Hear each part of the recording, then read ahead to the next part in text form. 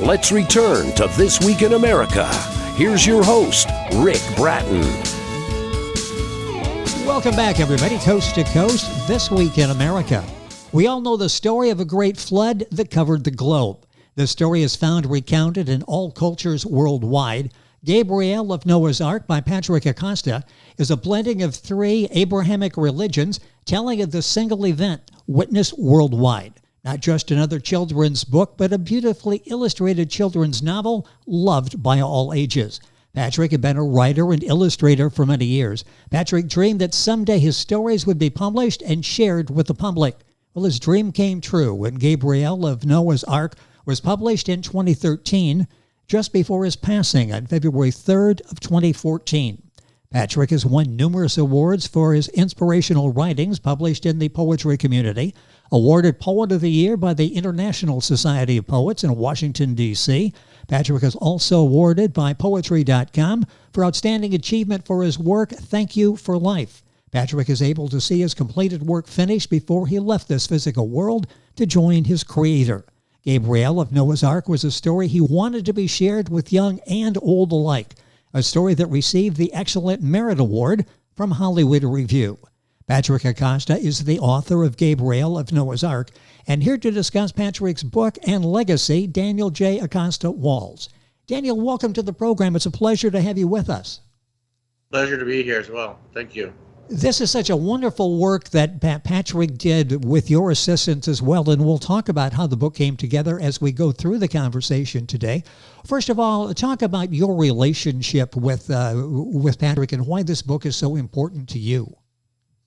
Well, Patrick and I have been life partners for 25 years, and I was able to have the privilege of marrying him just before he passed. So we were together for 25 years and married for a week. I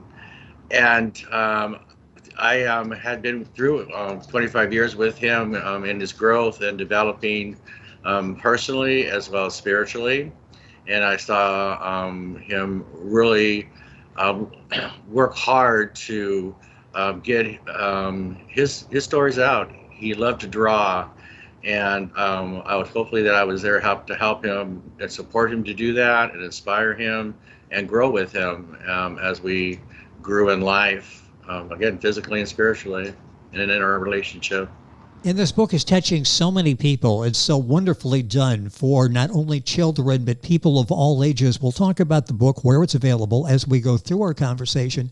Tell me a little bit more, Daniel, about the story behind the writing of Gabriel of Noah's Ark and its creation. What was the background on this?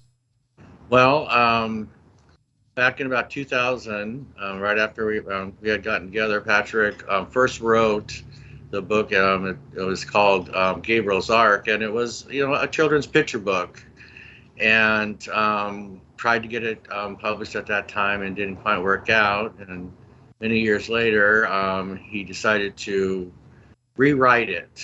He had taken some writing classes and again developed his skills personally and spiritually. And so I decided to sit down and just rewrite it. And as he did so, a children's picture book became a children's novel. And as I was doing and writing the book, he researched three of the Abrahamic religions that share the Old Testament, obviously the Bible, the Qur'an, and the Torah. And those three religions all share the Old Testament and the story of Noah's Ark. And as he did so, he saw that there obviously were similarities, but there was also differences in telling of the story. And he blended those together. And like I said, a picture book became a children's novel filled with insight, hidden messages, and, again, differences, so people can read that and they go, look, hey, well, I don't remember hearing that in the story, and maybe do their own research research those different stories and kind of see where those differences came from. It's a unique approach that Patrick took. The book we're talking about is Gabriel of Noah's Ark by Patrick Acosta. That's Acosta. Our guest on the program talking about the book is Daniel J. Acosta-Walz. If you go to their website, acostabooks.com, information there, book available, of course, at Amazon, Barnes & Noble, all of the usual places. Our thanks once again to UR Link Publishing for arranging today's conversation with Daniel to talk about the book that Patrick wrote and did such a remarkable job with. Daniel, talk about Patrick in terms of starting his drawing and writing of stories. He's really talented. Obviously, crafts that he worked at both of those. You talked about going back and taking some writing classes.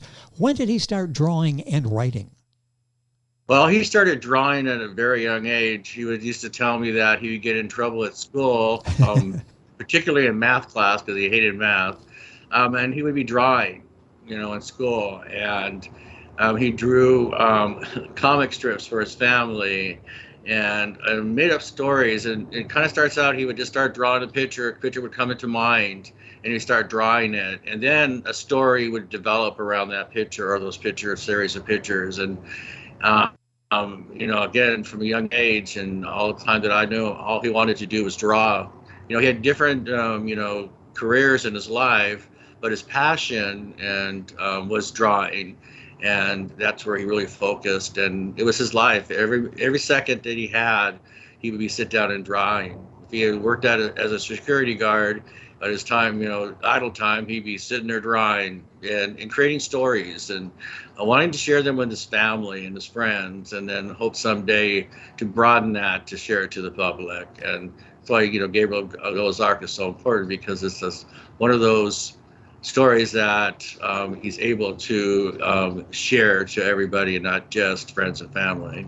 It's amazing how that started and evolved to the point that receiving national, international acclaim for his writing of poetry, a very gifted writer and illustrator. The book Gabriel of Noah's Ark is beautifully illustrated. Book again available wherever books are sold. I'll send you to their website, Acosta, A-C-O-S-T-A books.com.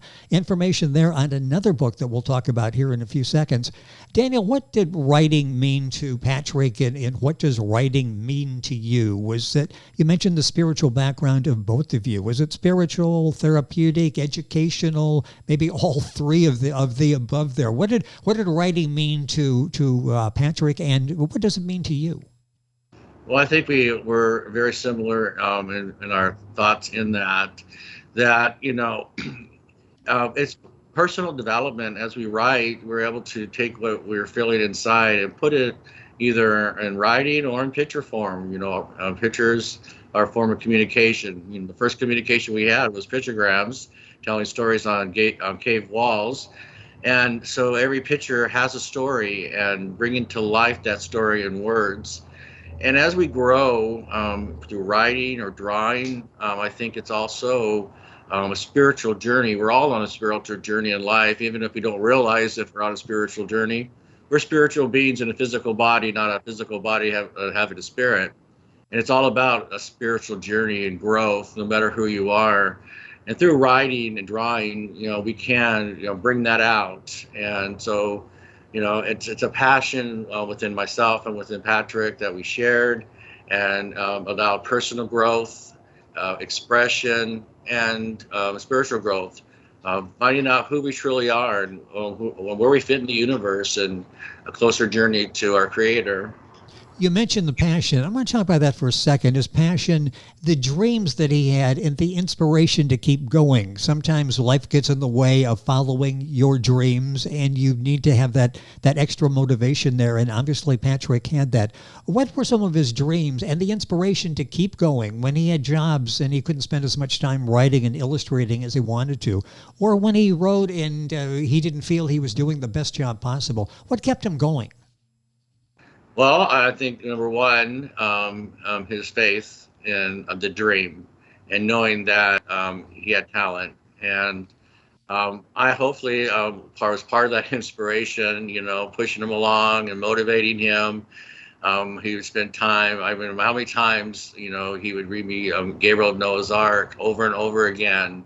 And we would discuss it and talk about it. And, even though we had some challenges, he seemed to always have that positive attitude to keep going, that, you have to have the right frame of mind. You have to have a positive attitude and focus on that. And, no matter where you're at, if you're at your job or interacting in the world, that you are living who you are. And being a writer and an illustrator was who he was, and he wanted to share that with everybody. And the joy that he received from people hearing his stories was a great motivation to him to keep going. And his spiritual faith kept him motivated, and through any diversity that his faith would bring him through that. And that someday he would see his dream come true, and he did. It's an amazing story what went into the book, Gabriel of Noah's Ark, the book available wherever books are sold. The website, Acosta-Books.com, book written by Patrick Acosta, A-C-O-S-T-A, a guest on the program talking about it, Daniel J. Acosta-Walz. Daniel, what are some of your hopes for the book in fulfilling Patrick's dream? I know you're doing a lot to get the book out there and discuss it. The book is a good conversation point with family, children, for all ages. I keep mentioning that, but it's so true. What are your dreams for the book? What do you hope happens with this book? Well, I hope that it has the opportunity to, be seen by people worldwide. And and again, like you said, sit down and discuss it. At any age, you're going to get something different out of the book. As a child, we're going to probably get the surface meaning and love the pictures and love the adventures that Gabriel went on, as well as Noah. But I think as an adult, maybe reading it to a child, you're going to get a deeper meaning, because there is some hidden meanings in the story that maybe a child would not get, but an adult would. And to open up your mind, and also really to look at that there are different versions of the story, but they all come down to one, that there was a great flood, and that God loved the animals just as much as he loved human beings. And that's why he wanted Noah to build an ark to save them all, and that we're all important to the world. We're one world, and we rely on each other, and we need to love each other, and that includes our fellow human beings as well as the animal kingdom that is an integral part of our environment and our world. And to get people to think about researching other versions of not just Noah's Ark, but religions, that there might be many different religions and faith, but it all comes down to one creator. And the basic theme for most religions is to love each other and to be kind to each other, to give to each other, and to unite as one world. It brings into perspective even better the love one another that you just mentioned, the understanding that key to that is Gabriel of Noah's Ark by Patrick Acosta, book at their website, and of course the usual places, but Acostabooks.com. What type of feedback have you had on those who have read the book? Everything I'm reading is excellent reviews, job well done. It's a valued addition now to a family library. What kind of feedback are you getting? Well, everybody who has ever read the book loves it. I mean, I can't, they love the story, love the illustration. The illustrations draw them to the book, and then as they're reading it, they just can't wait to get to the next page, the next chapter. Many people finish it in one day, wanting to share it with others. Nothing but positive, wonderful feedback from people. Wanting to share it with family, finding out where other people can get it. Positive, wonderful support from everybody who has ever been able to have the opportunity to read it. Our guest on the program is Daniel J. Acosta-Walz. He's talking about the book by Patrick Acosta, Gabriel of Noah's Ark. Book available, Amazon, Barnes & Noble, all of the usual places. Also at their website, Acostabooks.com and urlinkpublishing.com. You re-released the book. I mentioned originally released it in 2014. Talk about the decision to re-release the book.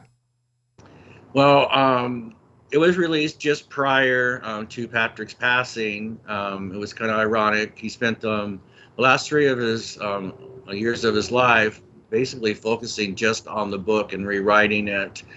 And just before he passed, he was able to see the final version from another publishing company. I was happy that it was done and he got to see it, but on the other hand, I was not very happy. So it's kind of like, double emotions there. Yes. The book came out in black and white. And now at that point, all the things had been set in place for the publishing, and Pat had just passed away. And so it was set to what it was. It's out, it's going.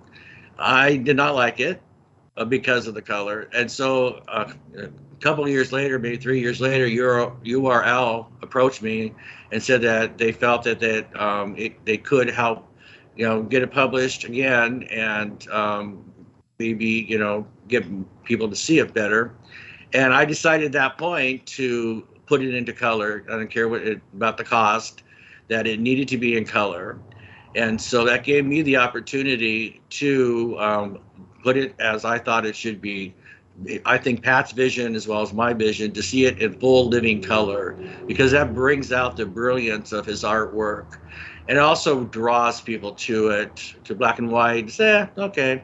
But color, it's like, wow, I want to read that. And it also gave a chance to make some, a little bit minor changes. But the main thing was to get it back out there in full living color, to have it in the form in which it was originally intended to be. You look at some of the pictures and they're almost breathtaking because they are so well done, and trying to imagine them in black and white now after seeing them in color, I just can't quite do that. This was meant to be done in color, and good decision on your part to republish the book.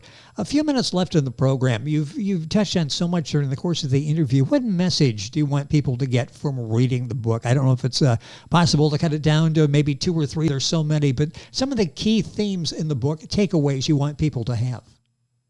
Well, we're one humanity, one race, one world. And even though we have many, many differences, we all have our own biases and opinions and who we are and who the world is, that we can unite with our differences and, honor those differences as well as celebrate our, sameness, our uniqueness together. We are all unique individuals, but also too, we're all one human race, and we're on one planet. We share it with a beautiful planet that's been created that needs to be loved and nurtured. We're stewards of this world, and we need to be stewards to each other and come together and love each other. Well, you reach out and you really take that message and get it into the public hands of the book, Gabriel of Noah's Ark. What perspective, beliefs were challenged in writing, lessons learned in creating and publishing the book, and maybe changing your perspective on the whole Noah's Ark situation, especially the unique way that it's presented by Patrick? Well, we tell you publishing isn't an easy thing, and the hard part is once the book's done, I think. Getting there is a challenge, creating it and getting your thoughts down into words, and it's not writing it once, it's writing it, rewriting it, with Patrick, drawing, redrawing, get the pictures correct, get it just how you want your vision out. And sometimes it's hard to get your vision that you have in your heart, in your head, onto a piece of paper, either through drawing or writing. I don't know which one's more difficult. Pictures sometimes can really inspire people with the right picture and with the right words. And just being able to get your feelings out and get them down in physical form. And then, again, challenges of, publishing is that you can have a wonderful book like Gabriel of Noah's Ark or It's Our World Too. But getting it out to people and people actually, seeing and reading it is also a whole new challenge, more than I ever expected. It kind of was dropped in my lap, and trying to play it by ear. And there's challenges in all stages, but you just got to keep moving and persevering, and you grow through that experience. We grew through, Patrick and I grew through, researching the story together and kind of, rethinking our spiritual stance and ourselves and the world, and all that. You know, it's interesting. You've got the creative aspect. Now you've got marketing. You've got the business aspect, all that goes into putting out the book. And when you're talking about that, I'm thinking you not only have to worry about crafting the right words and going back and making sure the flow is there, the words are understandable. You're not using more words than you need to get the point across. And you do the same, don't you, with the pictures? Patrick had to go back and make sure the pictures were just as expressive as the text was. Absolutely. Making it all tie in together, and he's done such a remarkable job on that. I've got a minute or so left here. You mentioned It's Our World, too. Talk about that. That's a book that you wrote that was illustrated by Patrick, and that's available as well. Briefly, what's the story on that? Well, briefly, the stories, again, It's Our World, too, and it's about, again, sharing the world with the animal kingdom.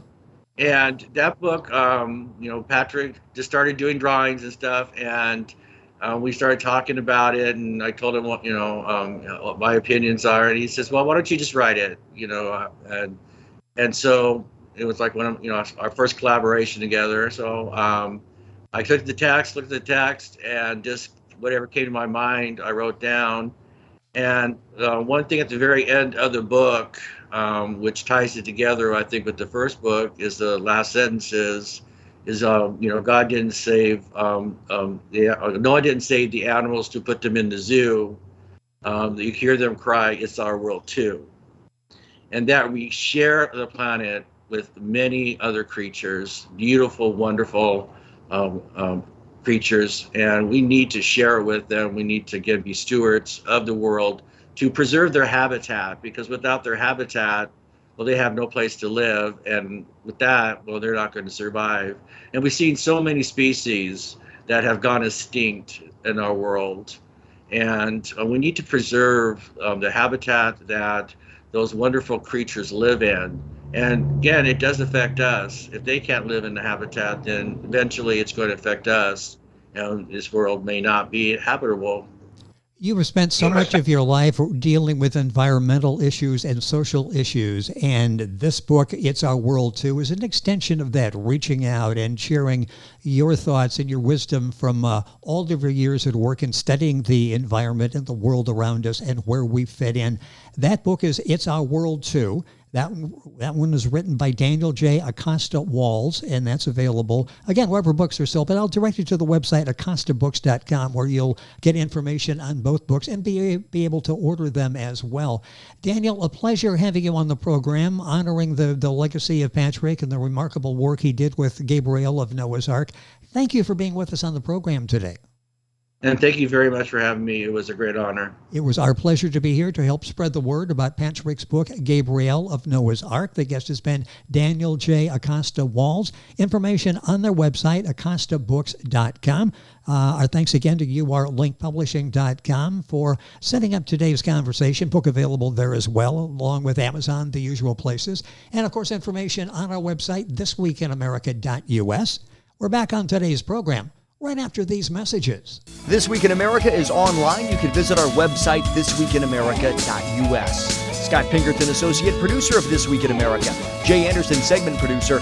Ben Watson, webmaster. Otto Bechet, director of engineering and TV production. This Week in America produced and is a trademark of Blue Funk Broadcasting, LLC. For information on all of our guests and to listen to this week's show, our website again at thisweekinamerica.us. And I'm Sean Bratton, executive producer of This Week in America.